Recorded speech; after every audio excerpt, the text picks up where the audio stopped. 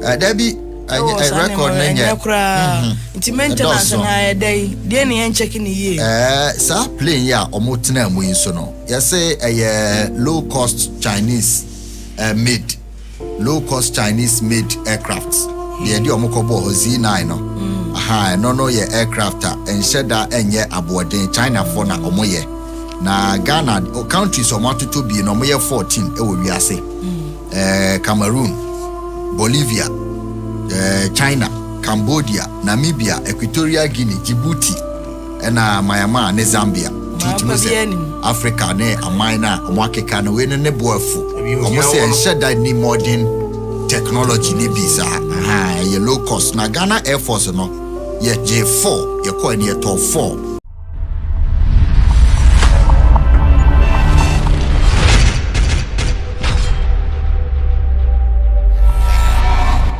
Lady not hold it. Hey, my brewa yako. And run and we are say banner we ya na. And run quenchia best and nine quenchiana and quenchia nine. I feel no more kind nipa almost free more 2M Express, no, ABC 14, ABC 15. We need to fix things. We need to fix things. Pragiano dear no a whole lot. I feel so yes. Nipa no move free moon run o Cambo manager say over 25-30 and run kwa akwenshia. No say plane crashes there ya tiwa chiri ubeti news ni BS Singapore. I say what no krano e wo ha na makwasi. No we no yen sheda hu ne kwan a e fa so a e baaye.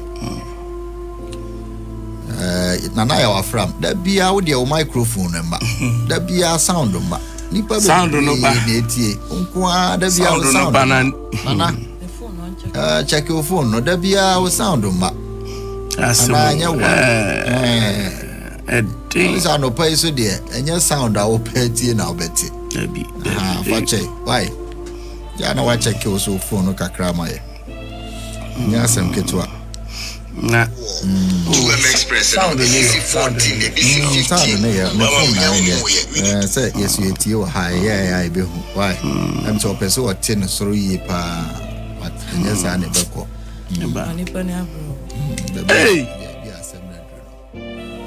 yes hey yes Omane Boamah Obama me ni ma ade a ma ade ne ye yam wo bia you wo but wo we ni de ya dudu Obama say ye ba be hwehwe wo kra physical say amuni dahe eno ameti asem bia yese ma amene say o de omoma ne hu ko hu ne ba no ene ne ade a betwa wako ene ebe ma abroa one of the people no mashikra na ye hu what you can identify say we ni apart from nipa ba akopɛ ene omo hu say we dey but they can Obama no anwumre video no hono chese mintimi yesesa won ebi omugu kutoku a yede efa koko yes esu kwabra ne te se sebe koko ase bayire so jani ba ko minimum na menene di nkomo na omo de shovel ye two franet ye no bia woda no say be ya ebenya na omo pathology anopa ye omo hwe say we ya ye be hwe be je say atwen oba moja ne ade ya be twen ne ahwe say we ya we ni because ye hu nipa no bibia hye akadumpe oh Mama ye mpenifo no ntie yen we should fix the country. You fix your mind no Obama enchen Tanzania afford just one mineral resource and I on train system amane correct Obama just say when no weather no nya we say no so another plane ya crash landing. Yes. And a helicopter back or takra de baby and so crash landing. What the we need there? What da no nya and a helicopter and so and fly was so sad and no form. Mama what the we and it ope weather no. Plane intimi njina. Pacho munyi video we dey munyi free so. Tale munyi free so. Video no dey munyi free so kra mame. Why? Na obase wunim. Sa from Atiwa forest no straight to Ashanti region. Tukai 2002. Yes. At your forest. Aye. Yeah. If you that time no, you say you see soldier phone num. Omunyi na I will perish here.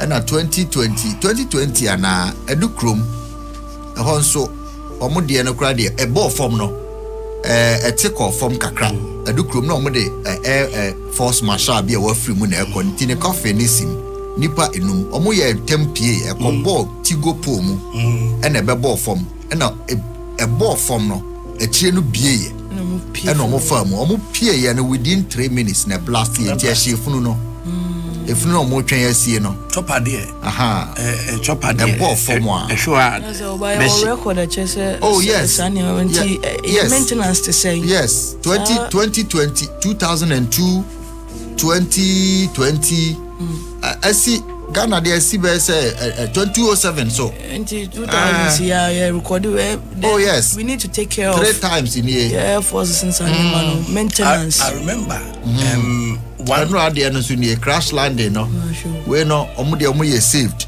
ba kususu si ye eno susu enche kra no so sa the same thing ba flight on sense ma Ghana kasa no enti o hwe afia your history dey say military helicopter crashes in Ghana no 16th of March 2002 5 military personnel omuwuye ewo Atiwa Forest Sejimase se Okaya Eastern region and 207 just 5 years later military helicopter ne ko crash wa Dukrum and na air marshal Michael Okuokundema o hye no eno achi 13 members anomu no mu de mutimi fa mpoma no pie ansa na air blasted 27 June 2020 military helicopter emergency landing wo Kumbungu nipa omuwom no musutimi apie efirimu ana 2024 March 19th ya ehona ensu Bonsukrum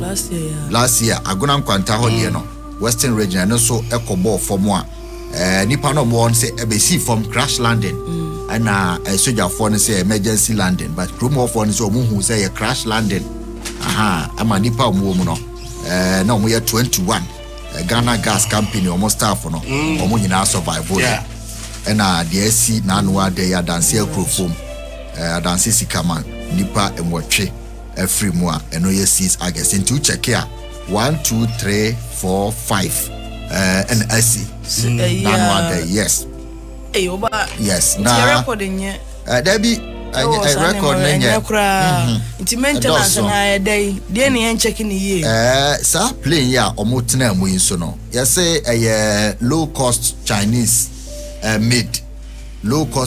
made aircraft the idea omokobo ho Z9 no no ye aircraft and sheda enye aboden China for na omoye na Ghana countries omatoto bi no omoye 14 ewo wiase Cameroon, Bolivia, China, Cambodia, Namibia, Equatorial Guinea, Djibouti, and Myanmar, ne Zambia. Africa, ne Amina, Omwakeka, no win ne boafu. Almost say said that ni modern technology ni bisa. Ye low cost. Na Ghana Air Force no, ye J4, ye call ye top 4, Z9 no, EH, ye top 4. Aye, and I ye free ho. Ye de omoba say Ghana Gas and afi Ghana oil industry no eno ne de be protected on say ya no mo defense no so no mo hwe ye territorial waters no eno nti na mo de buy helicopter no mo commission 23rd September 2015 and ye ko bia no e wo Bema camp say the 9 aba na nipa 300 and they attended sa ceremony no armed forces for ne Ghana Gas for say ye de buy say ye de be hwe Ghana Gas ne oil no so omo nyina ko bi na helicopters no company omo ye na from Harbin aircraft omo China omo na eyeye na omo ye no China ahinkro na omo use for Ghana police enso use na Ghana Gas project ne so omo de yes adwuma no na Ghana any national gas company ne Ghana Air Force on first collaboration omo ye ya omo de koje helicopter enie na said the year cano the purchase was financed through a loan from the China Development Bank omune ma yebosia ye de koje ye na deal no includes a part of the helicopters no for operation and maintenance on beba be boye China say Omane export 60 Z9 helicopters to other countries around the world. 60. And Ghana nkwaa 4. And you to say 60 ne amana me bobo and obi atoto 4 kra. Na just omo de call.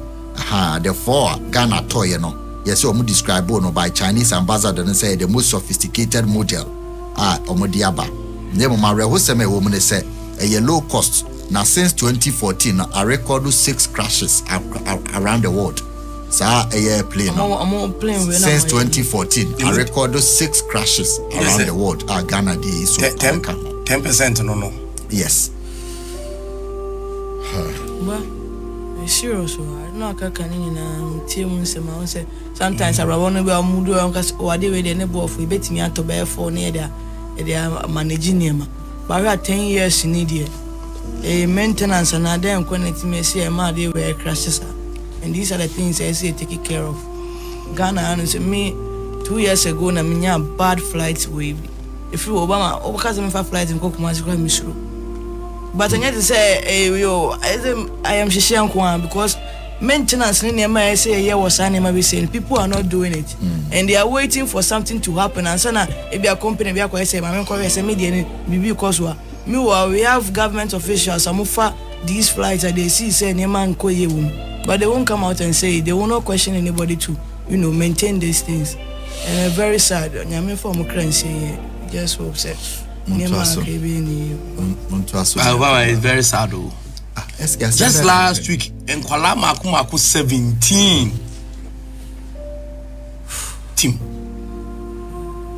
na sumpenifu enwoche bibia nyame ya say wo ma o manyi o madi 10 14 ekwa o mo be hwe say de politics se sa o bradi nyakopo and social media o bet na sa de we ho forever social media say de na odaboto imu o ye me papa ni na e de pa no famu ne final moment no bana won say ebebo when it you say ebebo form there na wonamu na helicopter so bebo form and the way a chare no we know mawu my chance on a video bi anom say no ana say na eba no hu unni bebia prefa bebia no survive rade maye hu ye na aka o na ye mfa nyansa entena wiase nyansa kuma maye nyansa kuma maye hu ye na aka maye hu ye na aka o na ye mobo nipa nsehwe nipa de wasori anopai se obesan ko fie no ya asem oda fie amane okọ adwuma amane de pa ye titititi he ye nim de obekọ next kwan obefa so de pa na nipa agye wo wiase wiase da reho ye wo ba wiase wo obebresa okoto na wo sori ona sise ba kokra bo pitri sori ye ma ye late aminya ne ntem pressure ultimate di time no cry omo yeso if you be need breakfast e be cry need breakfast amode amomo ni di cry nti okwa akoduru na bia oduru amepa bibia ma na di wo na enra asema mete no be no do opanyi bi frame ote Dr. Omane Boamah achi oso okwa aba ontena na achi otwen e wo office ote wo obi so ne Dr. Mutala shishe meeting be so 3 p.m. Oko program no set time na ye 12 na no modi akobo mu no ye hu omo no na nko mo kwesi ho be 10 na nko makasa wie 11 na masa fly omo shishe bibia by 11 de no matu 11:30 bi omo to 12:30 kra omo cha omo akra omo shishe meetings amam 40 office twen omo but just 3 days so Dr. Omane akraba akwa bondsman bondsman yes tinkene na no so omo mission office no hwe se ne surgery ni ko ekoye na wo so obehwa akra no enti ne life ena ode a sacrifice ama akwada no nipa sunlight omo office no anopa yesi obeba ono abobeba 12:30 de mo ntwen nipa sunlight wo twen omo obi be school fees obi ne wo meeting obi be your contract obi be omunyina sunlight no 9:10 no ono abo say by 12:30 mo nhia me wo office a routine day kwan a omafa so afiri mu no ye de ebetena ha ka o na edru sa abre ye bi to da na wo se abusua no eno papa na fie omukunu ko adwuma o ma na fie o ma fie o frɛ na onfa wa hangi na tade o be hye na o kyena se okoko se we kokko wa taxi aduane a obedi na nura anwumre but papa meda fie ba bi oda wa na ho na on na biem because sorry ko wan huni mampo bia because we late mami kontem in Canada me kwa abasisi a nkola no so amu ekunyane papa mu anopa no by this time nkola no mu kunyane papa no mo sorry ya no mo fro about dem abenyane abegu nchen ya okwa adwuma kra ontumi nko nkra bi sorry anopa first thing they say benyane papa no nim dey man here very sad don't say this is the time so nkola so amakwa mu nkra amakwa mu time no mu share mu papa mu pa mo ba be share mu papa oba sorry ne sembe pray sembe dia eding